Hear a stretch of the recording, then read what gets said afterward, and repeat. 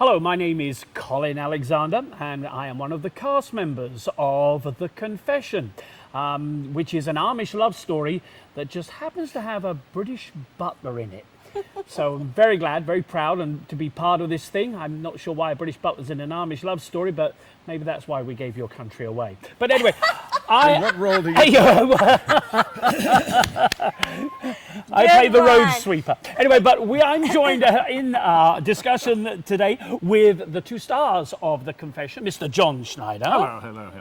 And Miss Chonda Pierce. Hello. Oh, good. That's it. It's my morning get away voice. from Yeah, now they're trying to do English accents. Anyway, so we're just going to talk a little bit about the process of doing this musical.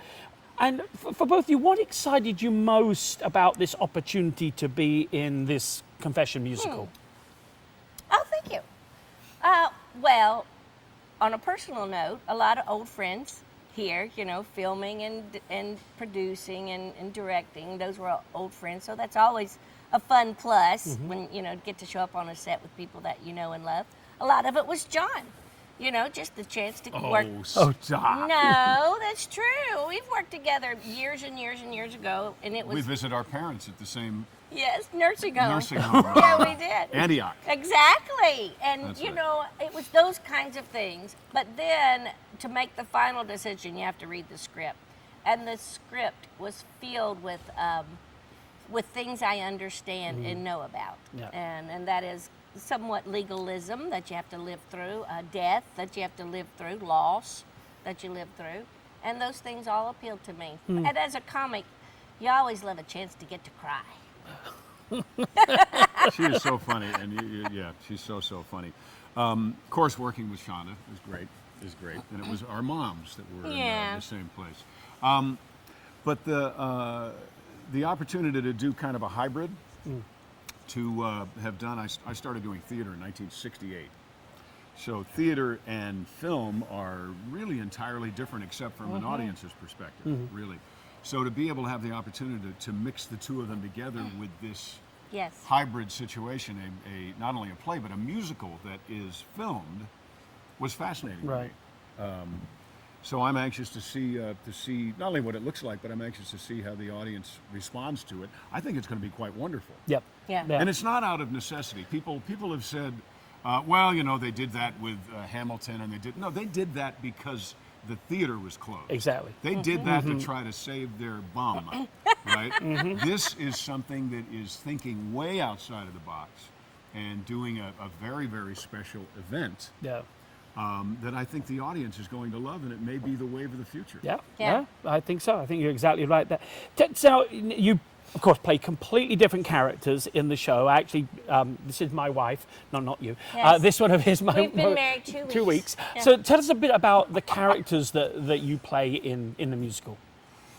I'm a roguish. I'm just out for my infirm wife's jerk. money. Oh, typecasting. He's a jerk. No wonder we left your country. Yes, I am out. My wife is not doing well, and she will die soon, as I say many times, and leave everything to me, I think. And then, of course, I find out she's going to leave it to this little girl that she hasn't even met. Right. What's up with that? And this is my maid, and you are my butler. So you Yes. should put a tighter noose around this one. Yeah. Well, yeah. I'll leave that with you. I'm the maid that would like to kill him. We need to do an episode of Clue so we can actually knock him out. Because he's so mean. Dylan killed Rosie in He's the, so in the library with a candlestick. Exactly. With a German sausage. That's right. And that is funny. I'm somewhat naive at some of this. It's been 25 years since I did any stage acting. But I've been in a lot of movies, and John is exactly right. Making a movie, I'm going to be honest with you, is a little easier than putting on a stage production. Because they'll stop and cut, and then they'll turn a camera, and then you work for 25 minutes and then go back to your trailer, then you come back and work for 10 minutes, and go back to your trailer. This is non-stop, from the minute it starts, you come what may, until the curtain call, you're in it. But it had its challenges. I thought what was fascinating too is blending We had a great stage director, Martha Wilkinson. She did a killer of a job. And then you have to shift to our film director, Stephen Yake, who is fantastic. And so you have these, two totally different entities. When you've worked to talk about your sight line and who you're projecting to and this and that and the other, and then all of a sudden there's a cameraman that just walks by. It's like, what? He's not a maid, But it is very. I'm like John. It was very interesting to see how they pulled it off, and they did very well. Yeah, they've done great. Before we started taping this, you two started singing from The Music Man.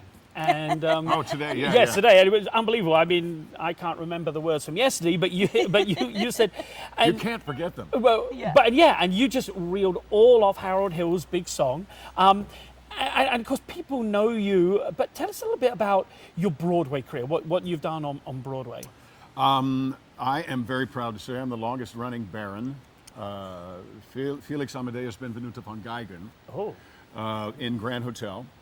And my my last leading lady in Grand Hotel was none other than Sid Charisse. Oh, wow. Wow. So I did that show 487 times, which is pretty cool. I mean, it's certainly nothing like the folks that have done Les Mis but still 487 times is a lot. Did Chicago on Broadway, toured a lot. So those are the only two shows I've actually done on the Great White Way. Right. But I toured with The Music Man. I toured with Brigadoon and with another great show, Will Rogers Follies. Right. Loved to play Will Rogers Follies. Yeah, that's awesome. So a lot. Started in, like I said, 1968 with Little Abner. I was only 8. I was 8 years old. I was in Little Abner and Fiddler on the Roof a couple of times. Played Tevye in Fiddler on the Roof High School, and so a lot of theater. Love it. Right. Just love it. I was on Hee Haw once. Was you? Was you now? Sad.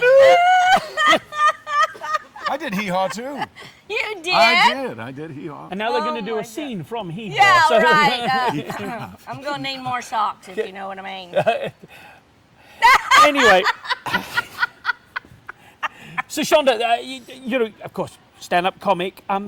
Is this the first time? Now she's a sit-down. No, she's a sit-down sit comic. Is this your first time in a musical? Or? No, You have a beautiful voice. Yeah. By the way. Oh, Yeah, it's thank gorgeous. you. It's gorgeous.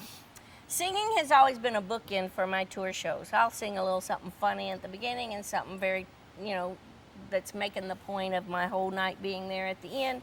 That's always been a bookend, but it's never been a focus. The executive producer of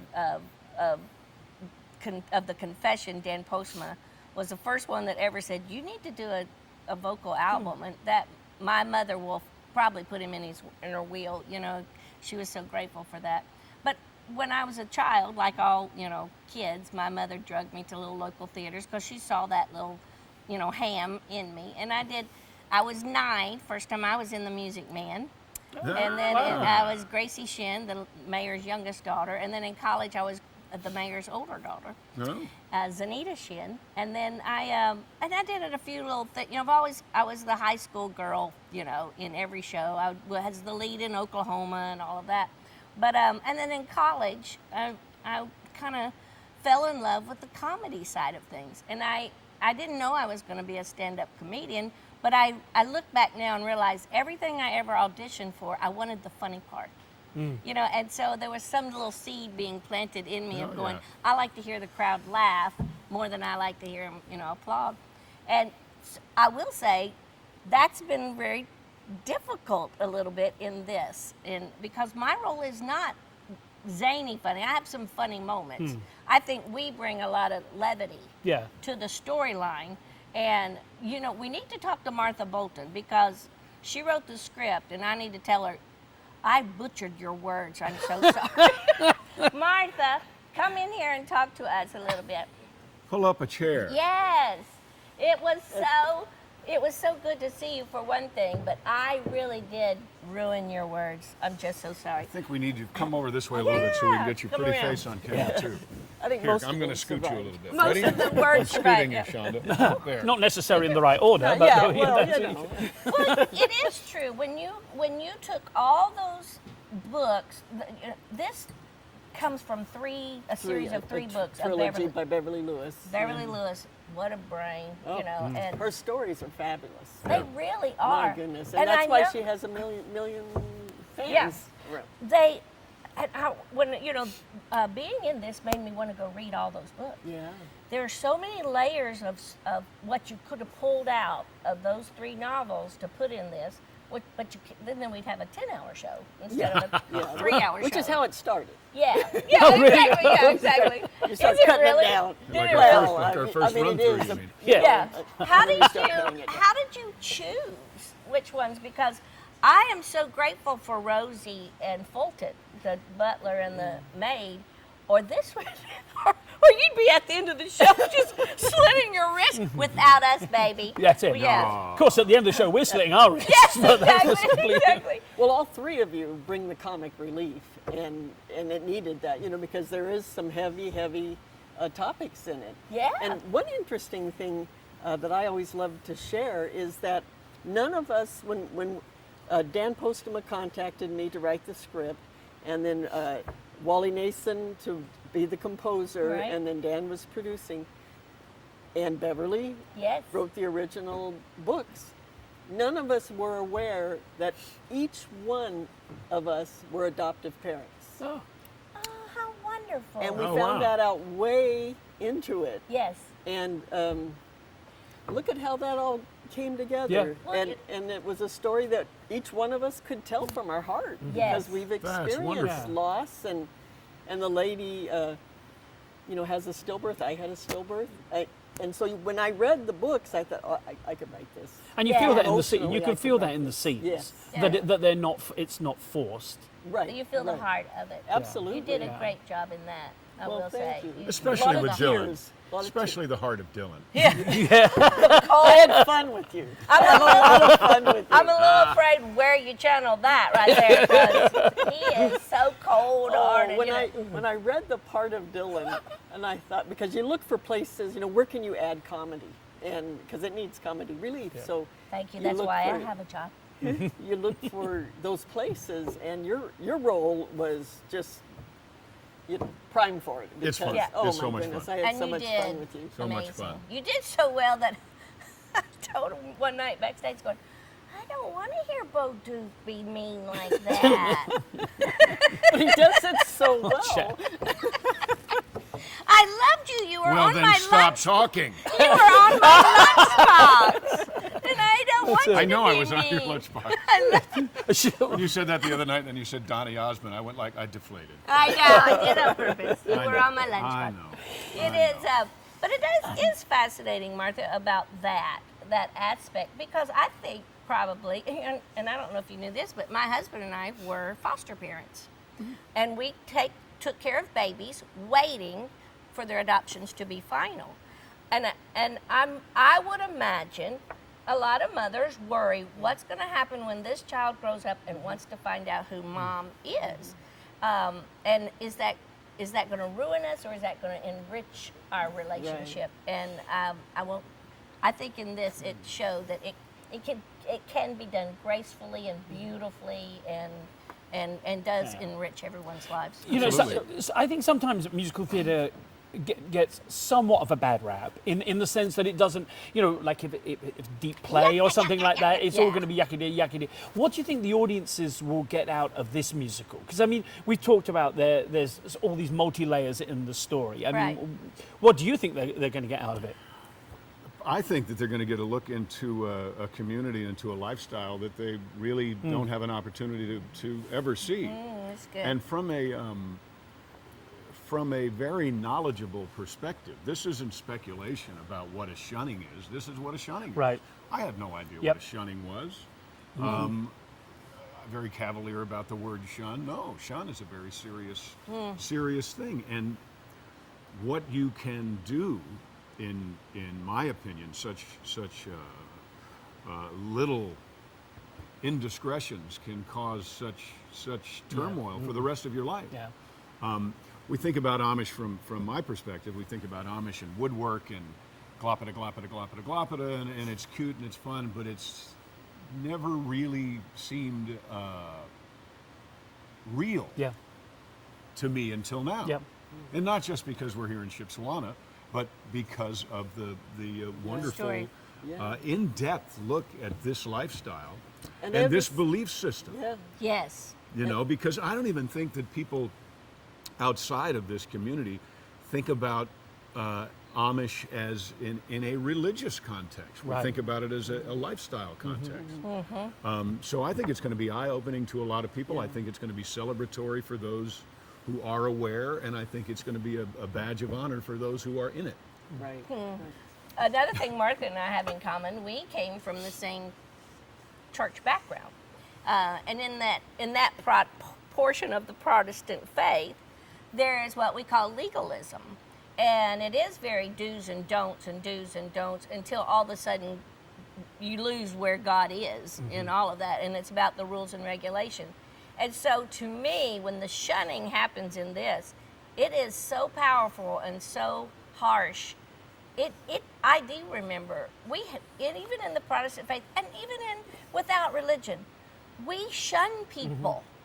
If we're not careful, we shun people from the way that they love. We shun away from them if they don't love like us, or they don't practice, faith like us, or they don't have the same color of skin. And so out of that, even though this is about one sector of humanity that practices this shunning, I drew a bigger picture from that in knowing I don't want to do that ever again. I don't want someone to feel as if I've turned my back on them because they do something differently than I do. We had a wonderful person, and correct me how to say his last name, Mel Rixiker. Yeah, he's very much an Amish name, and one of the producers here, and Executive producer. Yeah, he's executive. How do you say producer. his last name? I don't know. Oh. It's Mel. a Pentecostal thing. So, but I got to talk to Mel about his shunning, and he was shunned at 19 because he wanted to buy a car, and that means no one can talk to you. They can't even say your name when you're not there. And I just found that so harsh and difficult and tender. And then I related to the mom of the shunned child, the adopted mom. Because when I lost my husband, and you've been through loss, there's a time when you just long to hear someone to say their name. And so to all these different layers in this thing, it was good. I don't think I ever want to do it again. But But I think I would weep. I mean, the first time I heard the trio, the girls sing, Oh, that's so powerful. beautiful. I man. wept. And then it's like, okay, time to go be zany with your tea. But I think that's the great thing in any sort of theatre. I mean, all as actors, we're told to take people on a journey. And we Yes. take them on a journey, and they can buy into parts that they understand, whether it be the adoption, the stillbirth, or even being the meanness, or it's just some of the craziness. They have to buy into that, and that's what makes. I've always found in all my 36 years of doing theatre, that's what makes theatre so much fun. That we take Yes. people on a journey. I mean, you're all involved in movies. That's not my genre. Mine's more the live theatre. But I still think you do that in movies as well. You take people on journeys. But how do you think? And I don't want to give anything away. How do you think redemption fits into the musical? I mean, how do you see that fitting into the overall scheme of things? Well, there's a lot of forgiveness in it Yes. that is needed and has to take place. And we can't give away the parts where the redemption does finally take Well, place. I'll tell you. Meet me in the parking lot. I'll tell you. But that is that's the whole driving message through it, is that eventually all of these secrets come to light, and they all have to be reconciled with. Yes. And everybody has them. Everybody has Right. them. Everybody has them. And you're surprised at some of the people who do have them. Yeah. And Yeah. you think that they don't have them, but Or it's- y'all, as they would yeah. say here. And we y'all. have a running You know what's thing cool in with this is that they're surprised that they have them too. Yes. Yes. they're surprised that not that they've been hiding something, but No, you it's forget. all I mean, the well-intentioned, more you live here, well-intentioned. the more you live, the more you forget. I had a line in a movie once where my brother was complaining about his son, and I say to him that the problem is you want your son to be just like you, only you mean just like you are now. Whoa, that's And it's Very great. good. Gotta write that one down. Yeah. Write that down. Yes. That's very good. Are you trying to get our attention? That's Go ahead. good. Well, this means wrap it up. This means stretch. Yes. This means create things that don't exist. This means finish. Finish up. But you are going to edit this, right? I'm certainly going to edit this part out. So we're going to finish with I the just realized. Don't ever you know be a what I just traffic realized What? that shunning has actually been I think in many regards Lucifer was shunned. Right? He was a fallen angel. He was dismissed. Which shows And you how- in the Harry Potter books, there's a name that must not be mentioned. Yeah. The name Yeah. of Voldemort. Yeah. I mean, so Voldemort was shunned. Look what it did to him. Yeah. Yeah. So it's a very powerful piece. I'm excited to be part of it. Yeah. Yeah. It's going to be great. Well, Powerful. we're thrilled to have you both, and all of you. We're still working on you. Sorry, and the foreigners. Yes. I'm going back with the INS right now. Excuse me. I do have to say, Colin, the first time we met on a Zoom, because I wanted to see what I haven't had a husband in a while. I wanted to see what he looked like. And I've had a husband for a long Yeah, time. oh, shut up. And we just talk, and then and it gets to him, and he goes, "I can't understand a word she says." What have they done to the English language? That's what I want to know. We're thrilled to have all of you. That's it. Thanks It's for good to be joining. had. Thank you for joining us.